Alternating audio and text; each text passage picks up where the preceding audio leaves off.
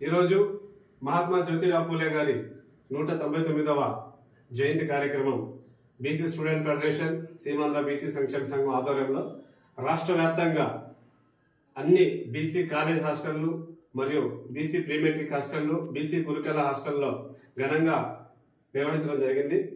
ఈ కార్యక్రమంలో భాగంగా నెల్లూరులో ఉన్నటువంటి BC college boys hostel urban hostel కి హెచ్డబ్ల్యూఓ గారు మమతా గారి ఆధ్వర్యంలో జరగడం చాలా సంతోషంగా ఉంది। ఈ కార్యక్రమానికి ఇక్కడికి విచ్చేయడం కూడా చాలా సంతోషకరం। ఈ యొక్క మహాత్మా జ్యోతిరావు పూలే గారి జయంతి సందర్భంగా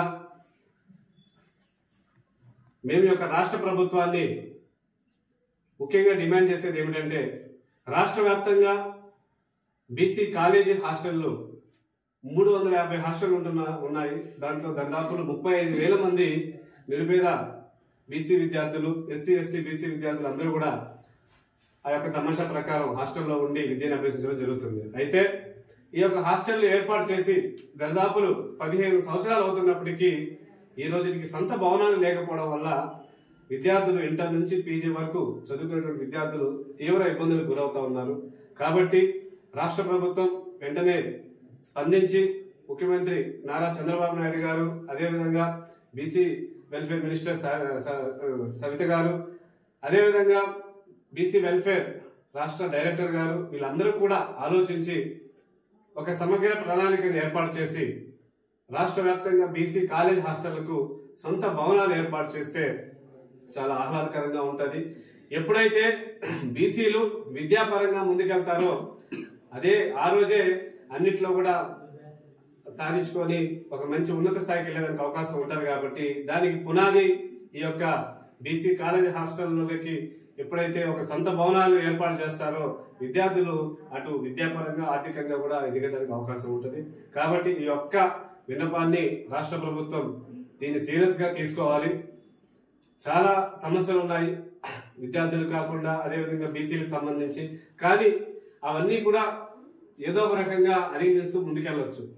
కానీ ఈ యొక్క బీసీ హాస్టల్కి సొంత భవనాలు మాత్రం ఏర్పాటు చేసినట్లయితే ఈ యొక్క బీసీలు విద్యార్థులు పెద్ద స్థాయిలో ఇప్పుడు ఇంటర్ నుంచి పీజీ వరకు చదువుకున్నారంటే వాళ్ళు ఎంత పెద్ద స్థాయికి వాళ్ళ యొక్క జీవన విధానం మొత్తం జీవితంలో ఒక పెద్ద స్థాయికి వెళ్ళడానికి అవకాశం ఉంటుంది।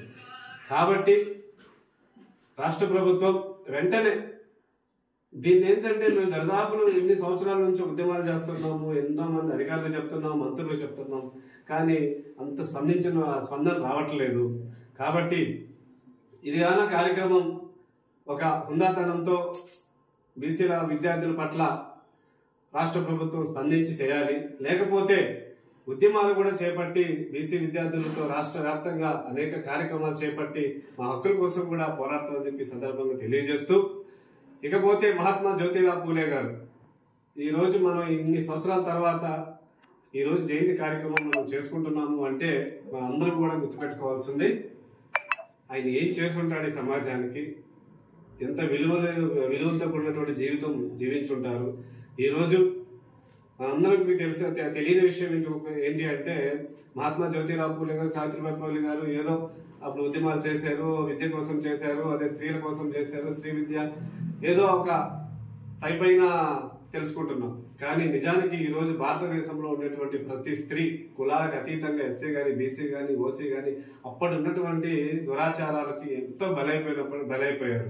ఈ యొక్క సమాజంలో అప్పుడు ఉన్నటువంటి పరిస్థితులని వ్యతిరేకించి ఎదిరించి స్త్రీలు బయటికి రావాలి, స్త్రీలు చదవాలి అని చెప్పి మహాత్మా జ్యోతిరావు పూలే గారు మొట్టమొదటిగా తన సతీమణి సావిత్రిబాయి పూలే గారికి విద్యను అభ్యసించడం, విద్యను చెప్పడం, ఆ తర్వాత మొట్టమొదటి స్కూల్ ఏర్పాటు చేయడం, కాలేజ్ ఏర్పాటు చేయడం, ఈ రోజు భారతదేశంలో స్త్రీలు ఈ స్థాయికి రావడానికి మొట్టమొదటిగా పునాది వేసినటువంటి మహాత్మా జ్యోతిరావు పూలే సావిత్రిబాయి పూలే గారు వారి యొక్క సేవలు మనం ఏ విధంగా కూడా వాళ్ళకి రుణం తీర్చుకోలేం।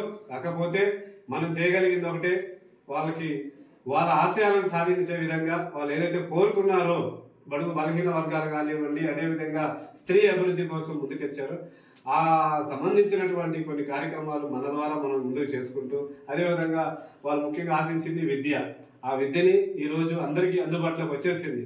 అటు స్త్రీలు కానివ్వండి పురుషులు కానివ్వండి, కాబట్టి నాణ్యమైన విద్యని మనం అభ్యసిస్తూ మంచి స్థాయికి వెళ్ళాలని చెప్పి విద్యార్థులందరినీ కూడా కోరుకుంటూ, అదేవిధంగా ముఖ్యంగా ప్రత్యేకంగా చెప్పాలంటే హెచ్డబ్ల్యూ మమతా గారు ఎప్పుడు కూడా విద్యార్థుల సమస్యల పైన నిరంతరం కూడా మాకు చర్చిస్తూనే ఉంటారు.